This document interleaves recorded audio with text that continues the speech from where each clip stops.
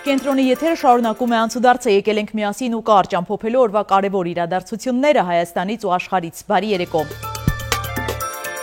Կառավարության նիստում Նիկոլ Փաշինյանը հիշել է իրենց ընտանեկան սպասքը, երբ խոսել է դպրոցներին տրամադրած բայց չօգտագործվող դաշնամուրների մասին։ Նա պատասխանատուներին հորդորել է գործիքը օգտագործել, ոչ թե պահել։ Ես գիտեմ, որ մենք դպրոցներին տալիս ենք նորակառույց դպրոցներում մասնավորապես էլեկտրոնային դաշնամուր, որը գիտեք, որ բաներ կան, դահլիճներ կան, բեմ կա եւ այլն եւ այլն։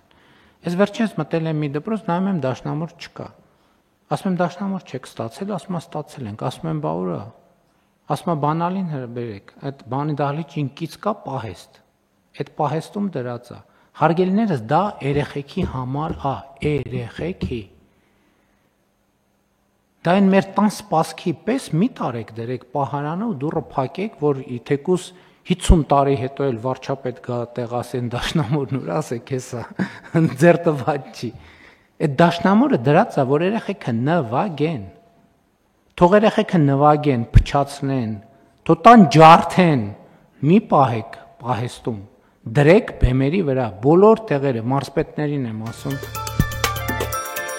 Հերթը հասավ ԶԼՄ-ներին Նիկոլ Փաշինյանը հիմա էլ դժգոհել է լրագրողներից։ Ինչքան սարսափազդու են մի շարք լրատվամիջոցներում եւ սոցիալական ցանցերում վերնագրերը, հազանգերը, գնահատականները, այնքան ավելի անկիրք են անցնում մեր հարցոպատասխանները լրագրողների հետ, ընդ որում սա այսօրվա մասին չի միայն, այլ արդեն շատ տևական ժամանակ, ինչ նշանակում է, որ սոցիալական ցանցերում եւ որոշ լրատվամիջոցներում բարձրացվող փոթորիկները իրենք պարզապես արհեստացին են, ֆեյք են եւ այդ անկիրք մթնոլորտն է հարցոպատասխան, նշանակում որ դրա մասին բոլորը գիտեն։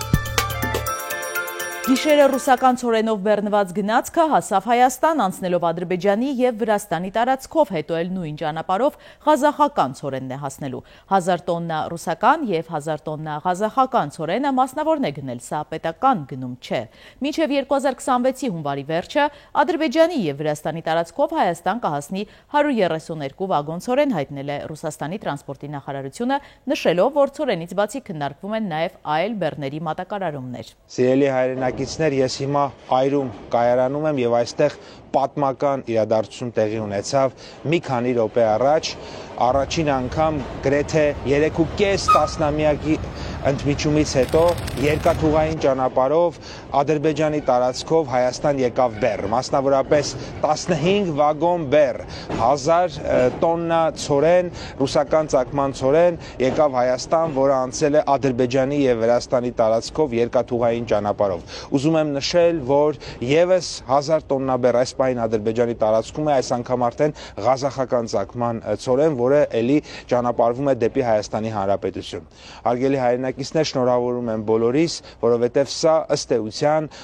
օգոստոսի 8-ին Վաշինգտոնում հաստատված խաղաղության արտացոլումն է հողի վրա տնտեսական կյանքում։ Երևան City Կոմիտասի մասնաճյուղը վերադարձել է բնականոն աշխատանքին, հայտնում են սուպերմարկետից։ Առավոտյան այնտեղ խոշոր հրդեհ էր բռնկվել, հրշեջ փրկարարները մի քանի ժամ պայքարել են սննդի կետում առաջացած եւ արագ տարածվող կրակի դեմ։ Անմիջապես իրականացվել էր տարհանում, հրդեհաշիջման աշխատանքներին ներգրաված էր 14 մարտական հաշվարկ։ Պատճառների մասին տեղեկություն դեռ չի հաղորդվում, հայտնի է ծխահարված 2 փրկարարի մասին, որոնց տեղում ցուցաբերել են շտապ օգնություն։ Նախնական տվյալով մեկ անձ հոսպիտալացվել է։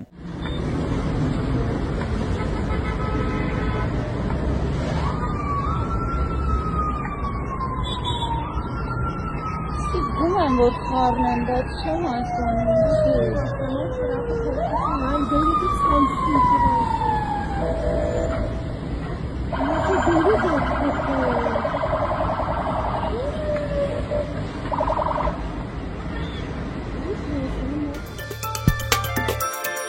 Տեսանյութերից մեկում երևում է, թե ինչպես է փրկարար ծառայության պետ Կամո Ցուցուլյանը բարձրանում Կոմիտասի պողոտայում այրվող շինության տանիք։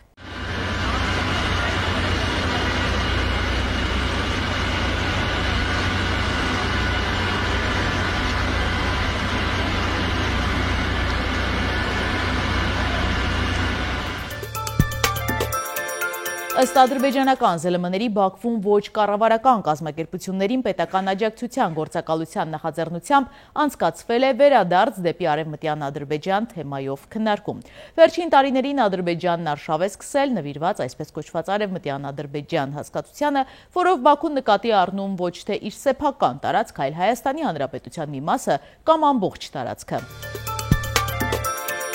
Իրանի արտգործնախարար Աբբաս Արաղչին հայտարարել է, որ Զանգեզուրի հարցում կապի մեջ են Հայաստանի եւ Ադրբեջանի հետ։ Ըստ Իսլամական Հանրապետության գլխավոր դիվանագետի Թեհրանին վստահեցրել են, որ որևէ սպառնալիք չեն ունենալու։ Չնայած բոլոր հավաստիացումներին, իրանական կողմը նաեւ մշտադիտարկում է իրավիճակը եւ հստակ հայտարարել է, որ սահմաններին աշխարհաքաղաքական փոփոխություն չի ընդունում։ Որքան մարդ է բնակվում Հայաստանում, ըստ վիճակագրական կոմիտեի 2025 թվականի հոկտեմբերի 1-ի դրությամբ Հայաստանի մշտական բնակչության թիվը 3,90,000 է, 1,970,400-ը բնակվում են քաղաքներում։ Օտարազգի երկու քաղաքացի ապօրինի հատել է Հայաստանի պետական սահմանը, նրանք մաքսանենգ ճանապարհով Հայաստան են տեղափոխել առանձնապես խոշոր չափերով շուրջ 7,5 կիլոգրամ մարիխուանա։ Սահմանախախտները նույն օրը ձերբակալվել են, հայտնում են քննչական կոմիտեից։ Սինգապուրում ինտերնետային խաբեության համար պատժի նոր ձև են մշակել, խարդախներին ճիպոտահարելու են։ Առաջարկում եմ միասին թերթել մամուլի էջերը։ Հրապարակը գրում է. Նոյեմբերի 8-ին Ղազախստանի մայրաքաղաք Աստանայում տեղի կունենա ՀԱՊԿ անդամ երկրների առաջնորդների գագաթնաժողովը։ Նույն օրը օրվա առաջին կեսին կկայանա ԱՊՀ անդամ երկրների արտգործնախարարների հանդիպումը, ապա առաջին դեմքերի նստաշրջանը, որին մեր տեղեկություններով մասնակցելու է նաև Նիկոլ Փաշինյանը։ Այս մասին արդեն պաշտոնապես հաղորդել է Ղազախստանի արտգործնախարարության մամուլի ծառայությունը։ Ղազախստանի իշխանությունները որոշել են Նիկոլ Փաշինյանին այդ օրը բարձր պարգևի արժանացնել, թե ըստ ամենայնի կլինի Ղազախստանի բարձր պետական պարգևը, որը շնորհվում է օտարերկրացիներին եւ կոչվում է Ալտին Կիրանի ոսկե արծիվ շքանշան։ Այն շնորհվում է Ղազախստանի Հանրապետությանը մատուցած բացառիկ պետական ծառայությունների համար։ Անշուշտ կարծնեք, թե այդ ինչ բացառիկ ծառայություններ է մատուցել Նիկոլ Փաշինյանը Ղազախստանին։ Պարզվում է, մատուցել է ողջ թուրքական աշխարհի միավորմանն է նպաստել։ Համաձայնել է Զանգեզուրի միջանցքը տալ, որ Թուրքիայից մինչև Միջին Ասիա անարգել կապ ստեղծվի եւ դարձել է բոլոր թուրքալեզու պետությունների աչքի լույսը։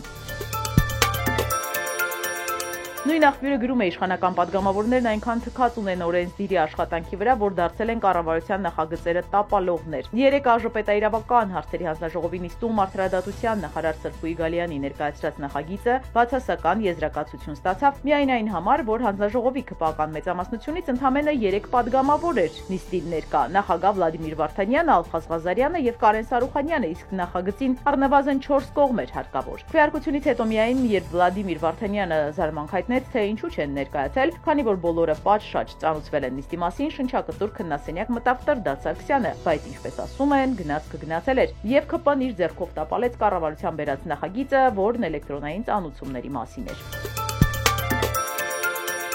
Հրապարակը գրում է, երեկ ազգային ժողովում քննչական կոմիտեի ղեկավար Արթուր Պողոսյանի հարցուպատասխանն ապացուցեց, որ նա Փաշինյանի քաղաքական հրահանգները կատարողն է, եւ դա է պատճառը, որ ունի հիմնավոր փաստարկներ աղմկահարույց քաղաքական գործերով, դիցուք թե ինչու են Կիրակի օրը Արագածոտնի թեյմի հոգեվորականներին Հովհանավանքի պատարագից առաջ հարցաքննության կանչել քննչական կոմիտե։ Ծիծաղելի պատասխան տվեց, թե քննիչներն են որոշում ում եւ երբ հարցաքննել։ Հետո ուղղեց, թե անհետաձգելի քննչական գործողություններ էին, իսկ թե ինչու հետո չեն կանչել եւ վարույթ չի առուցվել չասած։ Ասաց նաև, թե ինչ է տեսել, մեր ձևով կմասնակցենք արտահայտության մեջ, որի համար 5 ամիս կալանավորված է Սամվել Կարապետյանը։ Ինչ տեսել են կոնկրետ հանցակազմի տիրույթում արտացոլված է մեղադրանքի փաստական նկարագրության մեջ։ Մենք տվեցինք իրավական գնահատական եւ համարեցինք, որ դա ենթադրաբար հանցավոր դրսեւորում է։ Ավելի մեկնաբանություն չեմ կարող տալ մեր դիտարկմանը, որ հիմա, եթե ձեզնից մենք մեր ձևով հարցազրույց վերցնենք, մեզ էլ կկալանավորեք։ Քննչական կոմիտեի ղեկավարն անհոդաբաշխ պատասխան տվեց, փորձելով ներկայացնել, թե ապացույց բառի իմաստը մենք չենք հասկանում։ Քննարկմանը պարզ դարձավ, որ ԿՊԱ-ականներն էլ դժգոհ են քննչական կոմիտեի աշխատանքից։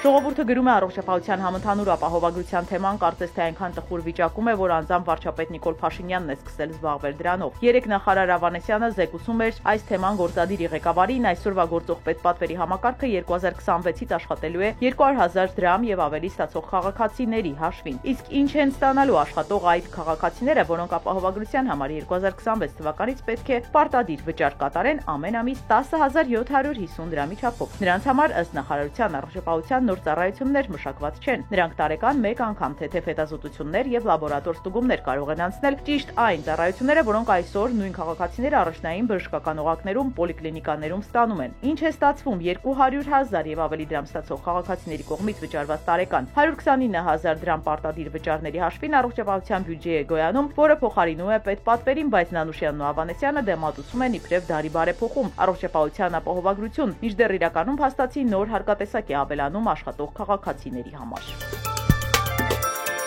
Խորվաթիայում քնած Կուպիդոնի հազվագյուտ արձան է հայտնաբերվել։ Սենյակը, որտեղ պեղումներ են անցկացվել, փլուզվել է հնագույն ժամանակներում։ Կոմպոզիցիան հղում է այն առասպելին, որտեղ Կուպիդոնը գողանում է Նեմեյան այրուծի մորթին Հերակլեսից։ Քնած Աստծո կողքին հանգստանում է Մողեսը, որի թաթերը դիպչում են մորթուն։ Գիտնականների կարծիքով այն վերածննդի եւ նոր կյանքի հին խորհրդանիշ է։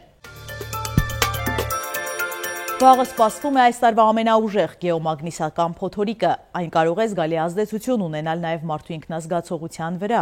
Այն բացասաբար է ազդում տարեցների եւ թույլ իմունային համակարգ ունեցող մարդկանց վրա։ Զգայուն մարդիկ կարող են հոգնածություն, գլխացավ, տհաճություն, արյան ճնշման տատանումներ զգալ։